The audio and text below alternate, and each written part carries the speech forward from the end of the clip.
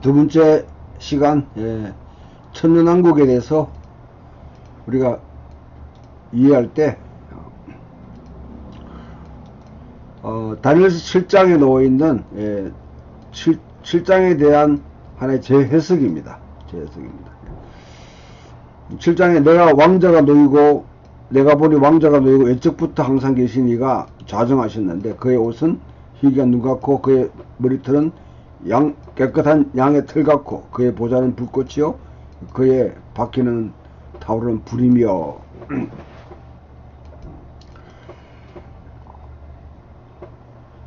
이 내용들이 1장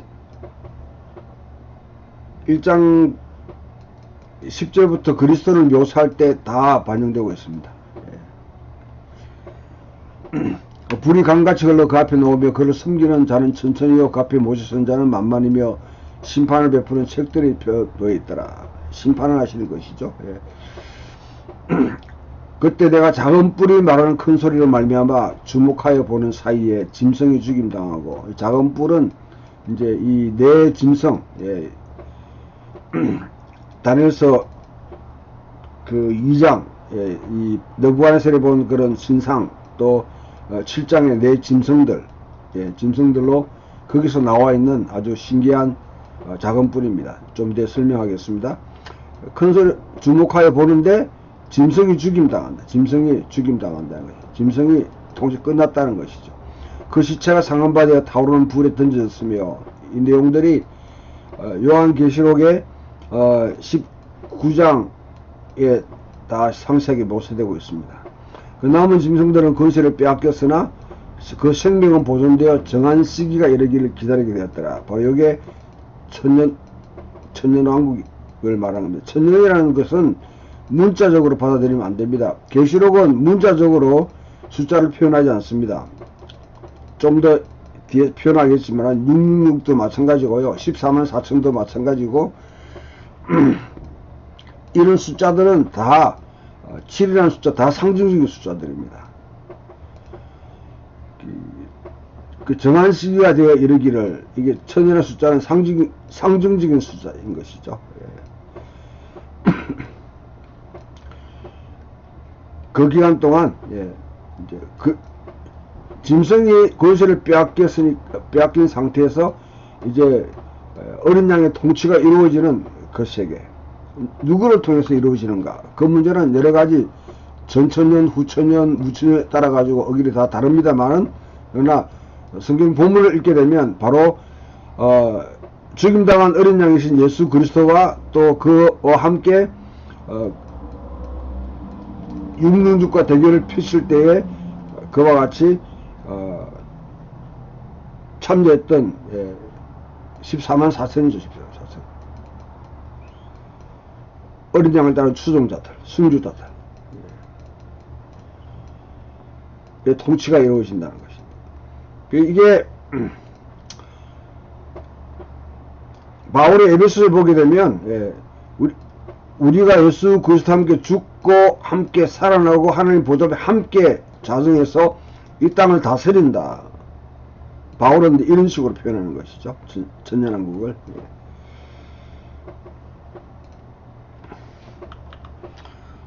이 앞에 있는 그 작은 뿔은, 내가 보니 이 뿔이 순둥이와 더불어 싸워 그들에게 이겼더니, 이게 이제 요한계시록 11장에 성도들과 더불어 싸워서 이긴 장면이 나옵니다. 예적부터 항상 계시니가 와서 지극히 높으신 이의 성도들을 위해서 원한을 풀어주셨고 그때가 이름에 성도들이 나를 얻었더라. 이게 천년왕국을 의미하는 것입니다. 나라가 성도들에게 양도됐다는 것이죠. 성도들이 성되었습니다. 문자가 아닌 상징입니다. 그리스도의 지상 통치를 말하는 것이죠. 자, 이제 19장에서 21장까지는 바빌론에서 새 예루살렘으로 전이되는, 새하늘과 새 땅으로 전이되는 그 장면입니다. 4장 1절에 하늘이 열리고 요한이 성취했다. 19장에서는 하늘이 열리고 신적 용사, 하나님의 거룩한 신적 용사가 하강해서 하늘에서 내려옵니다. 이 하늘에서는 어떤 일도 일어나지 않습니다. 이제는 사장에서는 하늘로 올라가는 것이죠. 이제는 내려옵니다. 내려와서 하늘 보좌의 측면에서 어떻게 이 땅에 하나님 나라 이루어지는가 하는 걸 보여줬으면 이제는 그 전투가 끝나는 것이죠. 바벨론이 멸망당했습니다. 그러면 이제는 이 땅에 바벨론이 멸망당했기 때문에 이 땅에 그리스도가 내려오셔서 통치하는 그 모습을 보여주고 있습니다. 신적인 것은 더 이상 하늘에서 활동하지 않습니다. 세상을 뚫고 개입합니다. 선행하는 앞에 있는 모든 환상 자체가 다 지향하는 바 절정을 이룹니다. 그때 둘째 사망이 이제 오는 것이죠. 사탄이 결국 패배를 당하는. 그래서 심판의 그 앞에 암시 심판의 감지자의 목록들, 새들이 육체를 먹는 자의 목록들 등등이 다 등장합니다. 철장으로 다니는 어린 아이가 등장하여 그 다음에 14장에 곡식 추수와 포도수확에 포도주 털을 바른 자가 그때 드러나지 않는데 이때 이제 이 장면에서 드러나는 것이죠.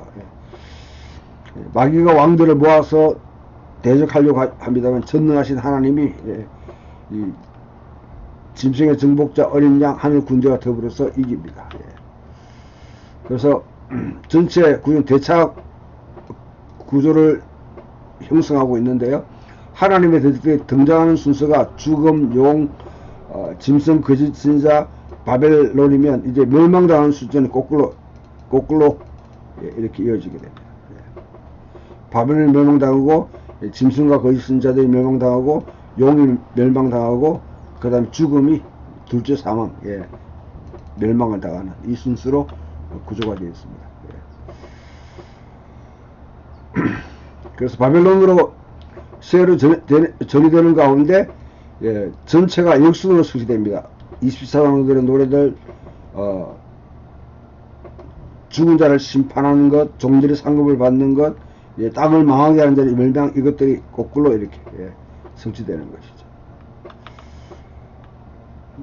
최후 심판은 천년이 지체된 후에 악마, 짐승, 거짓이 운명적으로 해체를 당합니다. 왜 그런가? 짐승의 마지막 기회가 실패를 당하는 것이죠. 마지막 영투입하는 것이. 이거는 새 예루살렘이 이루어지는데 새 예루살렘은 장소를 말할 수도 있고 하나님 백성을 의미할 수도 있고 하나님 임재를 이야기합니다. 그래서 이 세 가지 의미가 다 포함되어 있는데 더 이상 거기에는 성전이 필요가 없습니다. 왜? 새 예루살렘에는 없는 것이 많아요. 빛, 그 다음에 성전,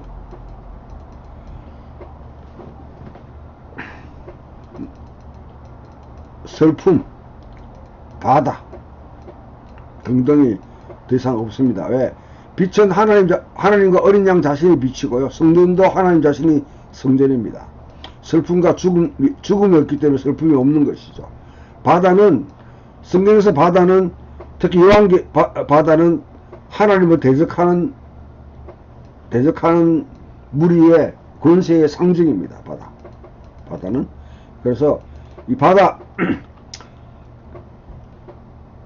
창세기 1장에 흑암이 깊음이 있고 혼돈하고 공허하더라.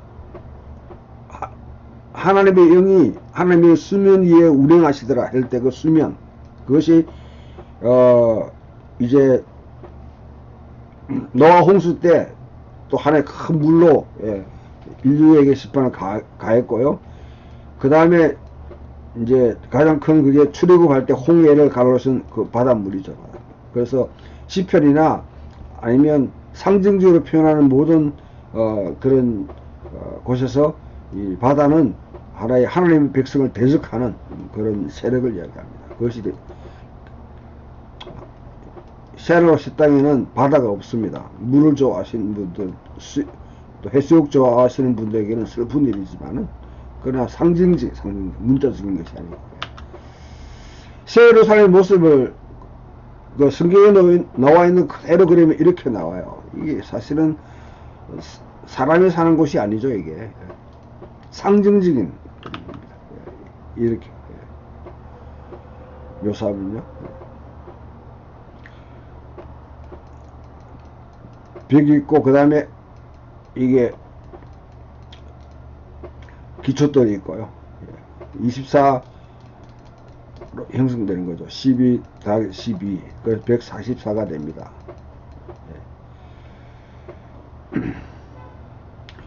12사도와 12지파를 합친 것이죠. 자, 이제 좀 세부적으로 넘어가게 되면 이제 세부적으로 뭐냐면 주의하는 것들은 계속해서 이제 앞으로 다음 주까지 이어가겠습니다만은 계시록 읽을 때 여러분들이 또 이렇게 다 주목해야 될 부분들 지금부터 그렇게 말씀드리겠습니다. 자, 계시록 7가지 지복선언이 등장합니다. 7가지. 예, 그래서 이 말씀의 연을 읽는 자들과 듣는 자들과 그 가운데 기록한 것을 지키는 자가 복이 있다니 때가 가까웁니다. 예. 성경에서 무엇을 복이라 하는지를 잘 파악해 볼 필요가 있죠. 세상이 말하는 복을 갖다가 그리스도인들이 받아들이게 되면 그거는 기복신앙에 빠지게 됩니다. 그러나 복 자체를 우리가 복 자체를 갖다가 우리 거부할 수 없죠. 신적인 복, 하나님 주시는 복은 받아야 되는 것이죠. 세상이 말하는 바알이 주는 복은 그건 우리가 취하거나 갈망해야 될 대상이 아닙니다. 근데 많은 그리스도인들이 이 복에 빠져 있어요. 진짜 성경이 말하는 복을 예. 주의 말씀을 주야로 묵살하는 자가 복이 있다 했는데 그 복은 복이 있는지 없는지 헷갈리면 곤란한 것이죠. 예. 두 번째로는 14장 13절에 예. 하늘의 음성이 나서 기록하라. 지금 무로 작은 미우로 주 안에 죽는 자들이 복이 있다. 예. 주 안에서 죽는 자들이 복이 있다. 승리가 가라사대 거라하다. 저희 수고를 거치고 실은 이는 저희 해간 일이 따름이라. 예. 주님 안에서 지금 이제 복이 있다는 것이죠. 예. 죽음을 극복하는 이게 고린도 15장에 바울이 부활을 이야기할 때 바로 사망한 너의 권세가 무엇이냐, 사망한 너의 손 것이 무엇이냐. 예. 호세아서 6장을 인용하면서 그와 같이 외치는데 바로 이젠 사망이 극복됐기 때문에 죽는 자도 복이 있다는 것이죠. 주 안에서. 세 번째, 내가 도적까지 오니 누구 깨어서 자기 옷을 지켜 벌고 다니지 않으며 자기의 부끄러움을 보이지 않는 자는 복이 있다. 천사가 말하기를 어린 양의 혼인잔치에 상을 받은 자들이 복이 있다. 19장에. 예. 이 첫째 부활에 참여하는 자들은 복이 있고 거룩하다. 둘째 사망이 그들 다스리는 권세가 없고 도리어 그들이 하나님과 그리스도의 제사장이 되어 천년 동안 그리스도와 더불어 왕노릇하리로다. 예. 천년왕국을 이야기할 때 그런 거죠. 예. 내가 속히 이 어린 말씀을 지킨 자가 복이 있다. 첫 번째와 같이 연결되는 것이죠. 예. 그 두루마리를 빠는 자들은 복이다니 이는 저희가 생명나무에 나아가며 문들을 향한 성에 들어갈 권세를 얻으려 함이로다. 이와 같이 요한계시록 7개 복이 산재되었습니다. 7이라는 숫자가 완전한 숫자죠. 7이라는 숫자 완전 수입니다. 7교회 메시지도 7교회죠. 그 다음에 세계 7 심판 시리즈도 7로 되어 있습니다. 7배 방금 읽었던 지복선언도 7가지 나옵니다. 숫자가 내용에는 어떤 영향을 미치지 않습니다. 하지만 설명의 내용 모두 다 함께 명확관하게 드러나고 있습니다. 7이 시사하는 점은 완전한 축복의 대표적인 복들을 이야기하는 것이죠. 일종의 계시록 메시지를 요약하고 있습니다. 또 완전수가 등장하는 케이스로 7개의 메시지와 7 심판 시리즈, 7 지복선언, 그 다음에 7중적인 영광송, 5장 12절, 7장 12절에 하나님의 그리스도에 대해서 이렇게 찬양할 때 7가지의 찬양을 하고 있습니다. 7가지의 그런 덕목들을 들어서 찬양하고 있습니다. 예, 보면 능력과 부와 지혜와 힘과 존귀와 영광과 찬송, 이렇게 말하는 7장 12절에서는 찬송과 영광과 지혜와 감사와 존귀와 권능과 힘 7가지 들어서 영광의 찬양을 드립니다. 하나님의 타이틀도 7번 등장합니다. 가장 특징적이고 요한계시록의 가장 중요한 부분입니다. 유한의 아주 세심한 구성 기법을 구사하고 있는데요. 고대 사회에서는 쉽지 않은 기법입니다. 그냥 문학적인 언어의 유희가 아니라 신학적 의미를 작품의 구성에 세심하게 그렇게 부여하고 있는데, 전능하신 주 하나님, 판타크로스, 보좌에 앉으시니 7번 등장합니다. 알파와 오메가도 7번 등장해요. 기독론적 치고도 7과 그리스도가 7번 등장합니다. 예수는 이 배가 되는 14번 등장합니다. 7번은 정인들과 결합되어서 등장하고요. 정인의 수가 2이기 때문에 이와 같이 예수님이 2이기 때문에 2 곱하기 7, 14번 등장하는 것이죠. 온다 하는 것도 7번 등장, 그리스도가 오신다는 것도, 파루시아의 약속과 또는 위협을 말할 때, 그리스도가 말씀하는 내용이 온다 하는 것이 7번 등장합니다. 오신다. 어린 양도 계시를 가장 중요한 기독론적인 치고인데 7 곱하기 4입니다. 어린 양이 7은 완전수고 4는 열방을 표현한 것이죠. 이들 중 7번은 하나님과 어린 양이 함께 짝을 이루는 구절로 등장합니다. 어린 양은 하나의 피조세계에 대한 통치를 하기 때문에 열방을 같이 포함하죠. 어린 양의 정복을 통해 성취되기 때문에 이와 같이 7 곱하기 4의 의미를 가지고 있습니다. 어린 양의 완전한 승리를 표현하는 것이죠. 전 세계의 범위에서 이루어집니다. 하나님의 절대 주권을 회복을 표현하는 방식입니다. 그 다음 네 번째, 세계 나라를 표현할 때 모든 족속과 방언과 백성과 나라가 열방을 표현하는 방식입니다. 이 방식은 창세기 10장에 노아의 세 아들의 이야기가 올 때 함, 야벳, 그 다음 셈 할 때 각기 뒤에 보면 모든 족속과 방언과 백성과 나라가 다 나옵니다. 이것이 열방을 표현하는 방식이죠. 이것이 7번 등장해요. 이 4개 다르가 4 곱하기 7 되겠죠. 열방을 표현하는. 세상 민족들은 현재 바빌론 짐승에 충성을 다하고 있습니다. 하지만 어린 양의 세상 정복의 대상이 됩니다. 그들은 또한 하나님 나라로 들어오게 되는 사람들입니다. 그래서 모든 족속과 방언과 백성과 나라에 대해서 복음을 들고 교회가 선포하고 그들이 죽기로 돌아오도록 하는 것이 교회의 사명이라는 것이죠. 성령에 대한 표현도 7번, 7능으로 표현됩니다. 4번 등장합니다. 4 곱하기 7이죠. 온 땅에 보내진 신적 능력이 충만합니다. 이 스가랴서 4장에 나오는 두 감람나무에서 나오는 영인데 온 세계를 두루 다니며 하나님의 신실한 자를 찾는 그 영입니다. 온 땅의 백성들의 사주적 표현이죠. 그러니까 모든 족속과 백성과 방과 나라 그에 맞먹도록 7영도 이와 같이 4번 등장하면서 그들에게 보내지는 것을 말합니다. 7영들의 교회와 동반합니다. 세상에 파송된 교회의 연적 능력과 그와 같이 적은 능력과 동일합니다. 7교회를 4번 언급하는 것과 일치합니다. 7교회는 세상 모든 교회를 대표하는 방식입니다. 성령에 대한 표현은 두 번째 또 퓨누마 할 때 이 퓨누마가 14번 등장해요. 그래서 예언의 영, 예수님의 이름이 14번 등장하는 것과 같이 동등하죠. 예수님의 이름도 어떻게 하면 정인들의 영이니까 2 곱하기 7이었습니다. 예언이 7번 등장하고요. 무적경도 7번 등장합니다. 하나님의 백성들 심판하는 낫이 또 7번 등장합니다. 세상 심판의 완결성을 나타낸 신호가 되는 거죠. 하나님과 그리스도와 성령에 대한 이름이 모두 상징적인 의미가 있는 숫자로 표현됩니다. 악의 세력들에는 이런 패턴이 적용되지 않습니다.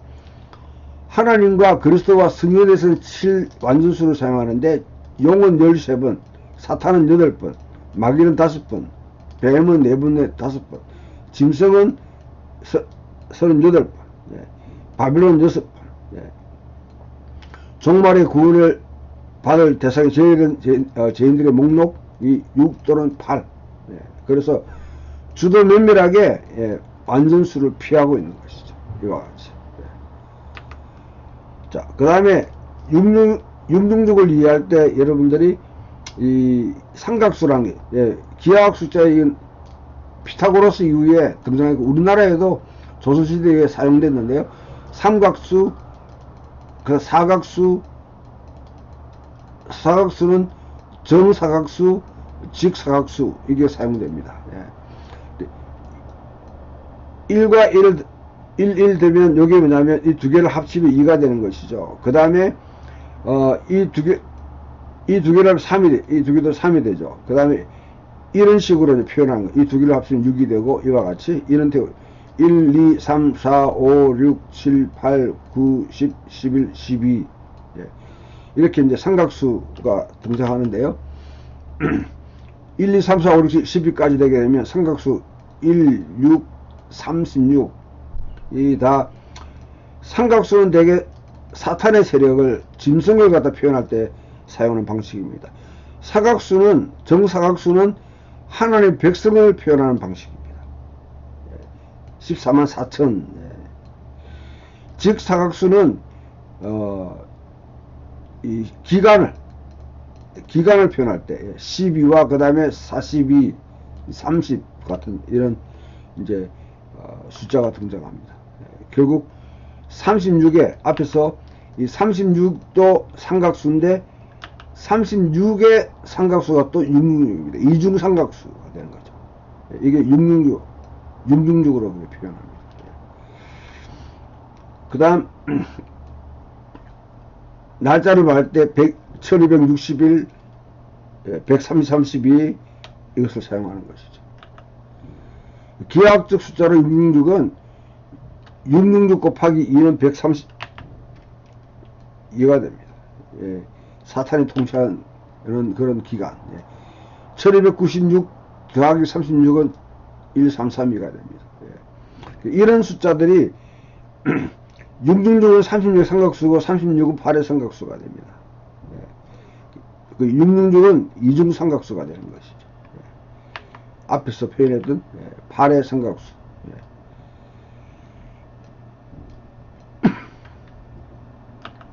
36에 666. 이중삼각수는 16, 21, 5, 120, 231, 466, 그 다음에는 1031로 넘어가요. 그래서 이게 사탄의 수로, 짐승의 수가 이들 삼각수로 표현하는데 이건 우연이 아니라 의도적입니다. 의도적으로 이와 같이 666을 표현하는 것이죠. 이중삼각수, 36은 삼각수이자 정사각수입니다. 그래서 이런 기법을 사용해서 이제 요하를 의도적으로 짐승과 그 다음에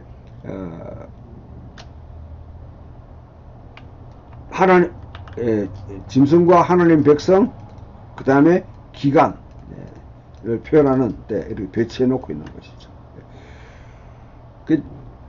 다니엘서에 나오는 사탄의 통치를 하는 그 숫자와는 다르게 표현하는 이유가 바로 이와 같이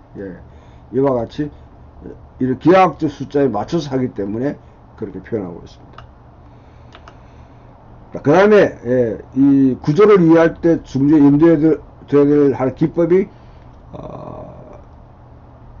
연동교합, 인터로킹, 체인 링크라는 이 기법인데요.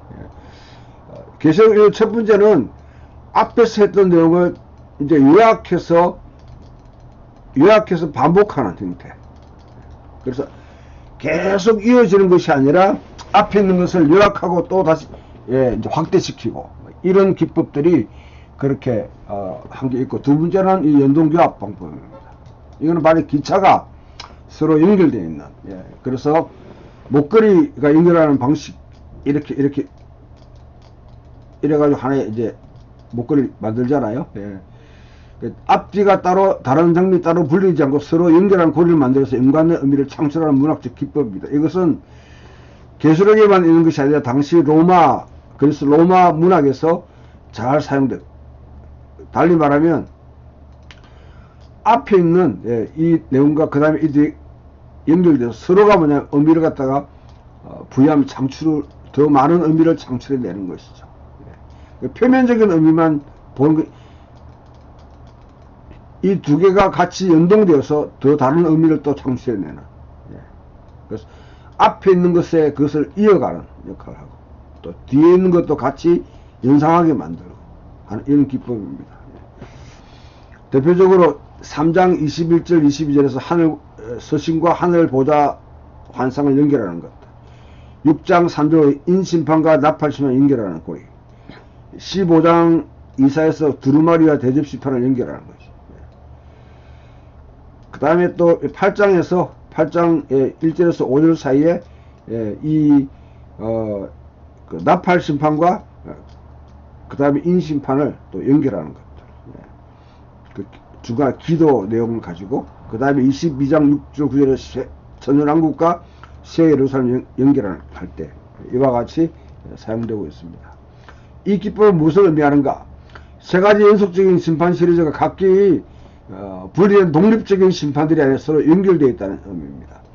계시록을 언뜻 읽으면 이들 심판 시리즈가 시간적인 순서로 일어난 것처럼 이해하는데 그렇게 이해하게 되면 계시록을 잘못 읽고 있는 것이죠. 그런데 이 기법은 한 지역이나 한 시대에 우상을 숭배하는 자들이 복음을 듣고 하나님 나라가 이루어지는 과정을 설명한다고 볼 수 있습니다.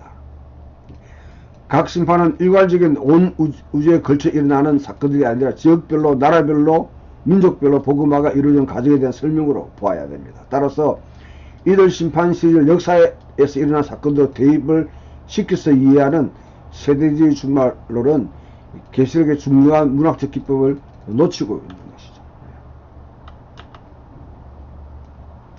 자, 그 다음 계시록을 읽을 때에 이런 관점들이 있는데요. 첫 번째는 미래주의자들. 모든 일은 미래에 일어날 것이다. 여기서 이제 가장 오류들이 많이 등장하는 하나의 관점이고요. 역사주의자들. 어떤 일은 일어났었고 어떤 일은 일어나고 있으며 어떤 일이 일어나려고 한다. 과거주의자들은 프리테리스트라는데 이런 모든 일은 과거에 이미 일어났다. 역사적인 측면에서 읽으려고 하는 사람. 이상주의자들은 계시록은 문자적이지 않고 상징적이다. 그래서 상징적으로 풀어내려고 하는 이 네 가지 이런 하나의 어떤 관점들이 지금 현재로는 지배적입니다. 미래주의자, 역사주의자, 과거주의자, 이상주의자가 있다.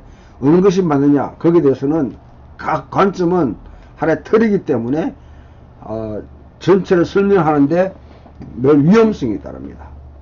그래서 이 특정한 틀에 매이지 않고 본문을 그대로 읽어 나가는 것이 가장 현명한 방법인 것이죠. 오히려 뭐냐면 좀 절충주의적인 방법. 그게 오히려 어떤 경우는 상징적인 것을 도출해내고 어떤 거는 실제 이루어진 그런 사건도 있고요. 어떤 거는 지금도 일어나고 앞으로 일어나려고 하는 것도 있습니다. 그러나 모든 것을 미래로 보는 거 이거는 뭔가 잘못된 거죠. 미래에 있는 것도 있습니다. 미래주의 관점은 다른 관점보다 더 문자적으로 해석하는 경우에요. 문자적으로. 성경은 절대로 문자적으로 해석하면 안 돼요. 문자로 해석하는 것은 이거는 완전 근본주의가 하는 것이 개혁주의가 하는 것 아닙니다. 개혁주의는. 이 근본주의자들은 문자적으로 읽기 때문에 성경에 가고 있는 많은 함의된 어떤 상징들을 이해할 수가 없는 거죠. 그래서 현재 일어나고 있는 사건들을 계시록에 1대1로 끼워 맞추는 경향이 강합니다. 그래서 되게 이런 이제 유해 해석은 세대주의 전천년주의, 이단들이나 또 정치적 시오니즘을 지지한 극단적인 성향에 딱 들어맞습니다. 그래서 현재 일어나고 있는 사건을 아마겟돈 전쟁이라든지 뭐 이런 것을 666을 마치 뭐 이렇게 바코드, 그 다음에 지금은 뭐 베리치 등등으로 이해하려고 하는 그런 것들은 전부 다 문자적 해석에서 기반해가지고 끼워 맞추기식 경향을 가지고 있는 거죠. 천연왕국도 마찬가지입니다. 문자를 읽으니까 천연왕국에 대한 해석 자체가 이상하게 되는 거죠. 이상주의자들은 다른 관점보다 더 영적인 해석을 하려고 합니다. 그래서 알레고리에 빠질 위험이 많습니다. 과거주의적 관점은 에서 기초하고 역사주의를 참고해서 교리적 신학적 전제를 가능한 통제해서 절충적으로 읽는 것이 가장 현명한 방법이다. 그렇게 볼 수 있습니다. 자, 그러면 여기서 이제 남은 시간 동안 계시록은 어떤 책인가? 계시록은 세 가지 장르로 구성되어 있습니다. 일단은 이제 서신의 형태를 갖고 있고요. 그 다음에 예언이라는 것이 예언의 형태를 갖고 있고, 그 다음에 세 번째 묵시라는 이 장르를 갖고 있습니다. 서신은 일단 일곱 교회 보는 편지에서 보면 뚜렷하게 드러나는 것이죠. 그 다음에 예언은 두 가지가 있습니다. 하나는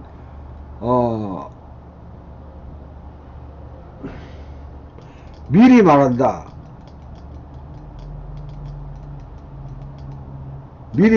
할 때 포텔링이라는 것이죠. 그래서 미래의 일을 이야기한다. 이것도 예언이 되지만은, 그러나 앞에 있는 말씀을 선포한다 했을 때 포스텔링. 이 예자는 우리 미리 이 예언 이렇게 하는 거죠. 그러나 이 예언은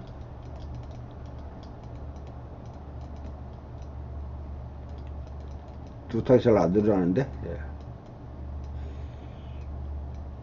되게 좀 비평주의적인 사람들은 이것을 사용하고요. 좀 보수적인 교단에 있는 사람들은 이것을 사용합니다. 그래서 이것을 선지서 이렇게 표현하는 거죠. 그러나 이 두 가지를 다 한 가지만 택할 필요가 없고, 두 가지 의미가 한 단어에 다 포함되어 있다. 지금 있는 성도들의 선포하는 동시에 또 미래의 일에 대해서도 말해준다. 그 의미가 다 포함되어 있고. 자, 그 다음에 가장 중요한 것은 묵시입니다. 묵시. 계시록은 묵시, 매실 시작할 때 요한이 본 묵시다, 아포칼립스라 그렇게 표현합니다. 그리고 계시록은 미래를 중심으로 한 책이 아니라 현재 있는 교회를 일깨워주는 책입니다.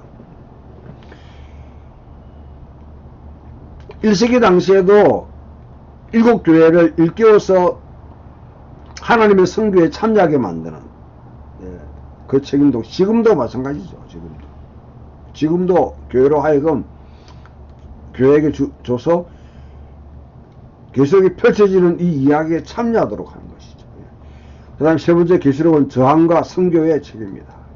저항이라는 것은 바로 이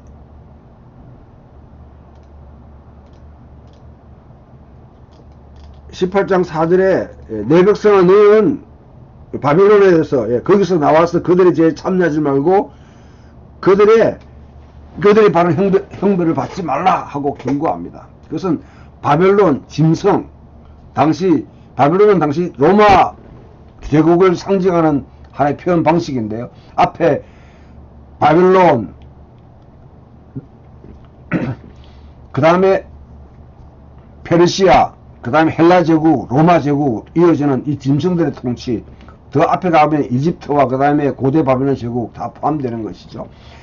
이런 제국의 통치에 저항하라는 거죠. 저항하라는 거죠.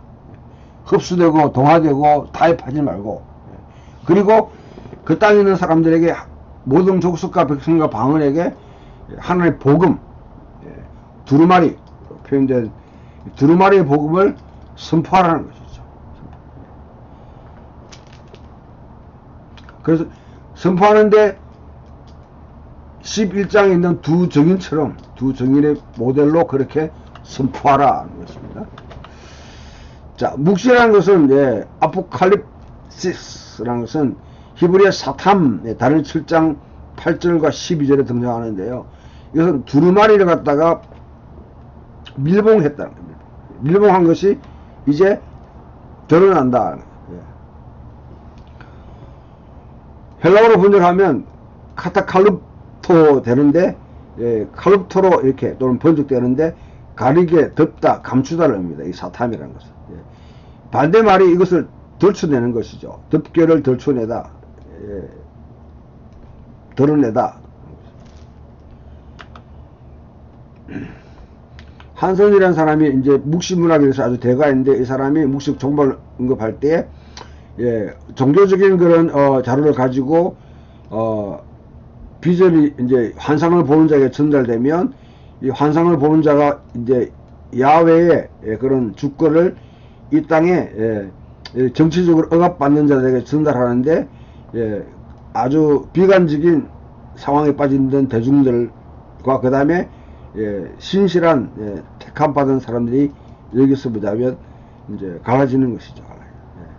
그런 기능을 하는 것이 바로 묵시 문학의 하나의 어떤 그런 목적이다 하고 이렇게 요약을 했는데, 이것이 너무 좀 일방적이기 때문에 SBL 전체 성경 문학을 관할하고 있는 이제 거기서 다 재정의를 냈습니다. 묵시라는 것은 내러티브 형태로 단편적인 그런 교리나 아니면 코드, 범절 이런 것들이 아니라 한 긴 이야기 방식으로. 그래서 여러분 12장에서 14장을 읽을 때 이 내러티브로 읽으면 쭉 연결해 가지고 어떤 이야기가 전개되고 있는가, 기성전결이 어떻게 되는가를 볼 수 있어야 됩니다. 그 다음에 하늘의 에이전트, 천사라든지 아니면 천사 아니면 다른 어떤 영적인 존재를 통해서 인간 에이전트에게, 대리인에게 전달되는 방식인 것이죠. 내용은 뭐냐면 시간적으로는 종말론적인 구원에 관해서, 공간적으로는 이제 초자연적인 세계의 그런 환상을 보여주는 것이다. 이렇게 하게 되면 이거 자체도 그렇게 명확하지 않아요. 제가 이제 하면 묵시라는 것은 이 땅의 백성들이 지금 거의 뭐냐면 자기들의 힘으로는 이 현실을 바꿀 수 없는 상황에 놓여 있습니다. 핍박을 받고 억압받고 더 이상 이리저리 정해봤지만은 도무지 벗어날 길이 없다고 할 때 대부분의 사람들은 포기하고 절망하게 됐습니다. 비관적인 상황에 놓이게 될 것이죠. 우리나라로 말하면 일제시대 때 맨 초반에는 이와 같이 한일 합병이 되고 난 뒤에 어떻게 하면 저항하지 않습니까? 1919년 3.1운동과 같이 저항하지만은, 저항했던 사람들이 이게 일제가 그냥 끝나는 것이 아니라 30년까지 이어지게 되니까 대부분 나중에 이 3.1운동에 참여했던 사람들의 거의 3분의 2가 다 변절하게 돼요. 변절. 7.18로. 왜? 명목은 민족을 보호하기 위해서입니다. 일제 아래서 우리가 번영해야 된다. 그렇게 하면서 타협해버리고, 왜? 도저히 지금 일본의 통치를 벗어날 길이 없는 것이죠. 오히려 그 속에서 민족의 살아갈 길을 찾아야 된다고 그렇게 했던 사람들입니다. 이때는 굉장히 비관적이죠. 되게 성도들도 일대 이제 기독교 복음이 굉장히 많이 전파되는 하나의 어떤 그런 환경을 조성하는데, 현실을 벗어나서 하나님이 주시는 그런 나라를 바라보, 이제나 저제나 오실 예수님 이렇게 하면 아주 그냥 이렇게 천상의 것을 바라보게 만드는 그런 토양을 제공하는 것이 바로 묵시적 광경입니다.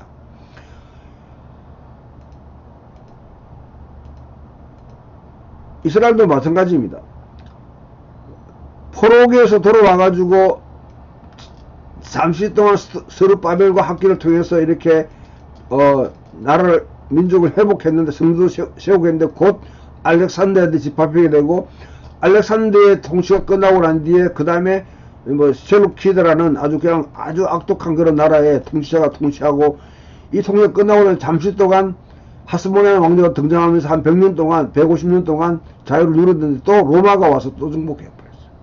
로마는 도저히 이길 수 없는 상황이에요. 계시록 13장에 누가 이와 더불어 싸우리요, 누가 이와 더불어 대적하리요, 이와 같은 이 누구냐, 이와 같은 이야기가 다 그 당시 사람들의 그냥 생각이.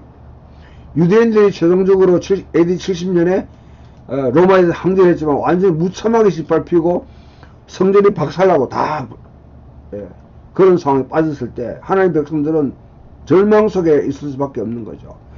그 상황 속에 자기들 힘으로는 이 역사, 과거로부터 현재 미뤄간 역사에서 도저히 전망을 찾을 수 없을 때 하늘로부터 시공간을 뚫고 오시는 계시가 있는데, 그것이 바로 이 땅에 신실한 사람들에게 내가 죽지 않았다, 패배하지 않았다, 궁극적으로 반전자랍을 서게 만든다, 예.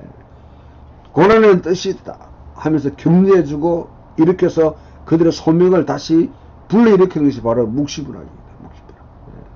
그래서 굉장히 초월적인 존재가 인간의 역사를 깨뚫고 들어와서 이 가운데 판을 뒤바꿔 버리는 거죠. 예. 그 전복적인 의미가 많습니다.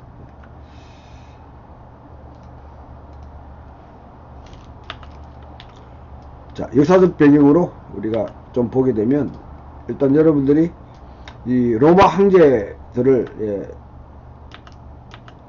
잘 알 필요가 있는데요. 예, 줄리우스 가이사르가 이제 루비콘강을 건너서 이와 같이 공화정 자체의 위협을 가하다가 결국 이런 브루투스의 일당에서 암살을 당합니다.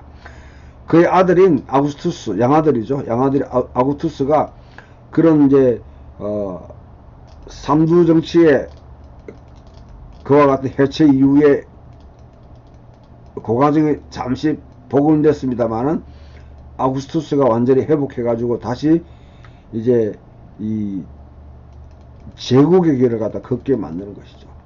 로마 제국을 그 전까지는 공화정 리퍼블릭이었는데 그때부터 로마는 임페리얼 상태로 들어가게 됩니다.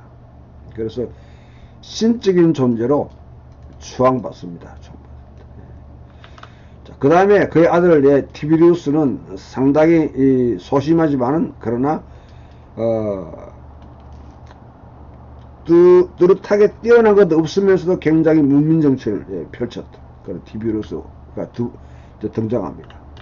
티비리우스의 칼리큘라는 아주 악독한, 아주 생긴 것 자체가 좀 악독 생기잖아요.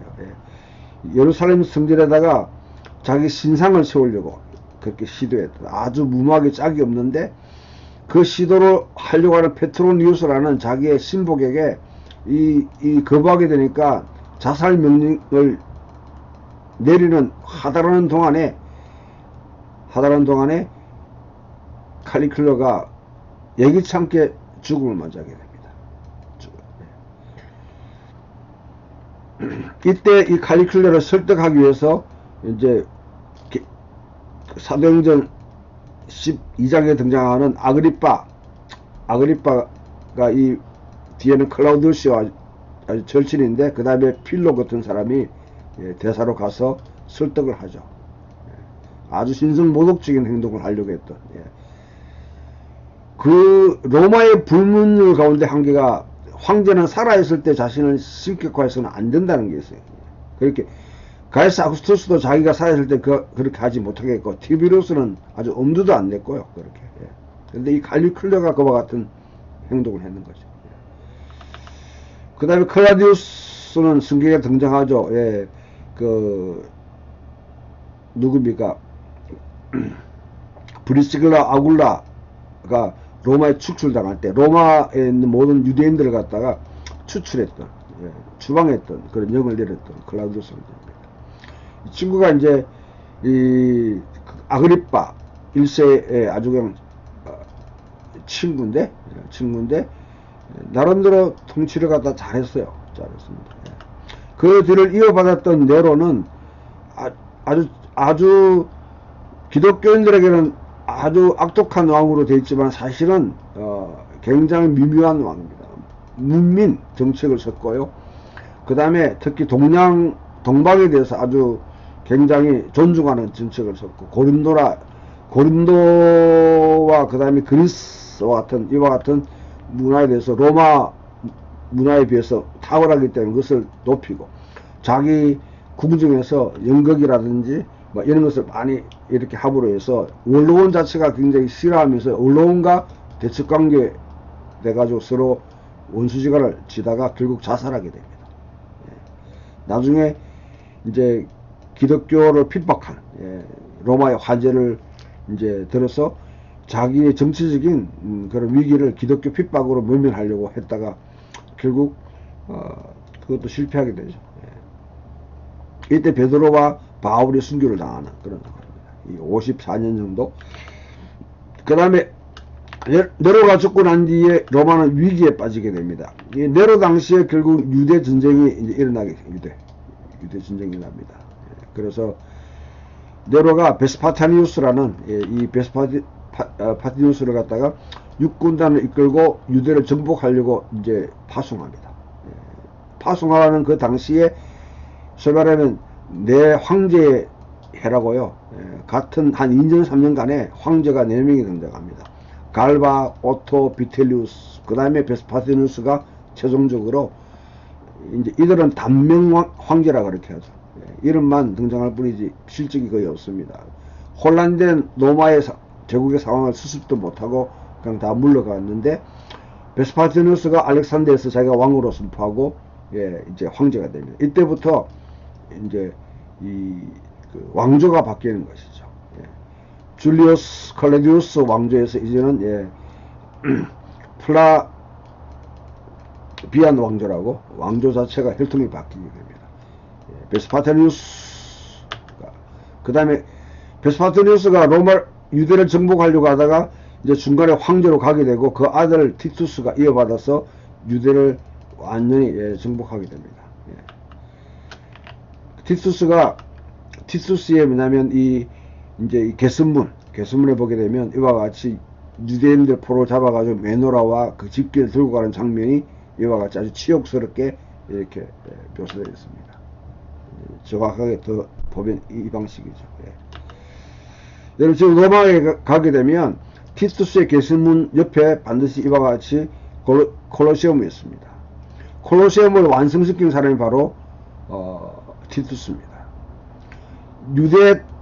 유대 성전에서 약탈한 것을 가지고 또 유대인들의 히브리 노예들을 끌고 와가지고 이 콜로세움을 갖다 짓고 이 콜로세움은 로마의 하나의 수건이었어요. 앞에 네로가 소위 말하면 지금 우리 효창운동장 정도의 것을 만들어 운영했는데 베스파티누스는 좀 더 동대문 운동장처럼 확대했고요. 최종적으로 이와 같이 월드컵 경기장처럼 완성시킨 사람이 티투스입니다. 누구의 돈으로? 예루살렘 성전을 약탈한 돈으로, 그리고 누구의 힘으로? 예루살렘에 멸망시키고 유대 포로를 데리고 와가지고 이것을 완성시킨 것이죠. 근데 티투스는 3년간 제외하고 결혼도 보다 총각으로 죽었습니다. 그 다음에 이었던 이 도미티아누스가 아주 탁월한 정치를 발휘해서 완전히 로마 제국을 든든한 기반 위에 세워놓게 됩니다. 그래서 이전에 가이사 아구스투스 그 시절보다 훨씬 더 견고한 터전 위에 로마 제국에 이제 완전히 견고한 반석 위에 올려놓게 됩니다. 이것이 계시록 13장에서 이 모습을 보고 누가 이와 더불어 싸우리요, 누가 이와 도대체 이와 같은 누구리요 하는 그 장면을 그런 탄식을 만들게 한 장본인이 바로 이 도미티아누스입니다. 90년대 통치했으니까 바로 이때 대부분 성경이 쓰여집니다. 계시록도 이때 쓰여졌다고 볼 수 있습니다. 누가복음, 마태는 AD 70년경 예루살렘이 멸망당할 그 당시에 마가복음이 쓰여졌지만은 마가복음이 누가복음, 마태복음, 요한복음, 요한계시록, 히브리서 등등이 이 시대에 다 쓰여지게 됩니다. 자, 그 다음에 요한계시록에 보게 되면 당대 로마에 대한 가장 강력한 비판을 하는데요. 18장에 로마의 금과 은, 보석과 진주, 세마포 다 헤아리면 이게 28가지입니다. 제가 4 곱하기 7은 28 이게 계속 나온다고 그랬죠. 성령도 나오고 그다음 어린 양도 나오고 이와 같이 열방에 대한 것을 묘사할 때도 모든 족속과 백성과 방언과 나라가 7번 나오고 이렇게 28이라는 숫자가 등장하는데 이 항목들이 다 28가지 열방에서 다 그러니까 이 당시에 로마가 이미 글로벌 세계화를 이룬 것이죠. 모든 자원을 로마로 다 끌고 옵니다. 근데 여기 보게 되면 이것들이 다 일상적으로 먹는 밀이라든지 이런 거 다 제외되고, 이 아주 로마의 그 화로운 어떤 잔치에서 뭐냐면 그와 같이 향년에서 소비되는 것들을 지금 다 문독을 이와 같이 열거하는데, 맨 뒤에 보게 되면 종들, 노예들이죠, 노예들. 노예와 사람의 영혼이라. 이거는 당대 로마의 지식인들도 이것은 절대로 건드리지 않는 금기시대에 있는 겁니다. 노예 제도를 왜냐하면 노예 제도는 노예는 로마 경제의 기반입니다. 당대에 뭐냐면 거의 도시의 3분의 1 내지 2분의 1은 다 노예 경제를 통해서 로마는 흥청망청 화를 누리고 살았던, 그것을 철저하게 비판한 것이 바로 요한계시록입니다. 그런데 이것을 당대 로마의 어떤 그런 이제 비판하는 사람들, 뭐 그런 사람이 있었는데, 그 사람들은 노예 제도는 비판하지 않았어요. 그런데 요한계시록은 한 수 더 떠서 그들을 무역한 것은 사람의 영혼을 무역했다는 것이죠. 사람의 영혼을 그와 착취했다. 이것이 나중에 19장에 가보면 거기에 대한 분명히 로마의 곳곳에 이들의 흘린 피가 있다. 그 피를 하나님이 갚으신다. 그렇게 하는 거죠. 자, 예루살렘은 아까도 보여줬죠. 사실 사람이 사는 모습이 아니죠. 이게. 성경에는 그대로 보고 나면 이렇게 됩니다. 그 다음에 여러분, 새 예루살렘을 묘사할 때 이와 같이 제사장의 12보석들, 제사장의 이 의복을 갖다 그대로 이제 묘사를, 왜냐면 새 예루살렘 자체가 성전이고 그 안에 있는 이들이 바로 제사장과 같은 대제사장적인, 바로 이 에덴은 전체 피조물 가운데 에덴 동산은 성전입니다. 그 가운데 아담이 대제사장으로 섬기는 것이죠. 대제사장 역할을 해야 되는 이 아담이 죄를 범함으로 인해서 성전도 쫓겨나게 되고 사실은 세계가 타락하고 오염되기 시작했다는 것이죠. 그것을 회복하는 것이 요한계시록에서는 바로 새 예루살렘 모습으로 새로운 성전이 세워지고, 세계를, 새로운 창조 세계를 회복하는, 내가 만물을 새롭게 하느라, 그 중점을, 핵심을 이루게 만듭니다. 마지막 여기까지 합시다. 여러분, 이제 요한계시록 3장에 보면 누구든지 내 음성을 듣고 문을 열면 내가 그와 더불어 먹고 마시리라 했을 때, 바로 그 그림을, 이게 문고리가 없죠. 되게 이걸 전도용으로 많이 사용하는데요. 사실 이거는 이 종말론적으로 그 공간법에 나오는 예수님의 종말론적인 비유를 갖다가 은유적으로 표현한 것입니다. 이런 이야기입니다. 주인이 있었는데 멀리 떠났습니다. 종들에게 집안일을 맡겨놨습니다. 주인이 언제 올지 몰라요. 그 당시에는 이 핸드폰이 없었습니다. 이메일도 없었어요. 그러니까 언제 올지 모르요. 그러면 종들은 주인이 올 때까지 끼어 있어야 되는 것이죠. 그래서 주인이 와서 문을 두드릴 때 문을 열면 주인이 들어가서 오히려 그 종들을 갖다 앉혀놓고 자기가 식탁을 베푸지 않겠느냐. 그와 같은 메시지를 지금 요한계시록은 풀어서 은유적으로 라오디게아 교회 교인들에게 그와 같이 회복의 기회를 제시하는 메시지로 그렇게 표현하고 있습니다.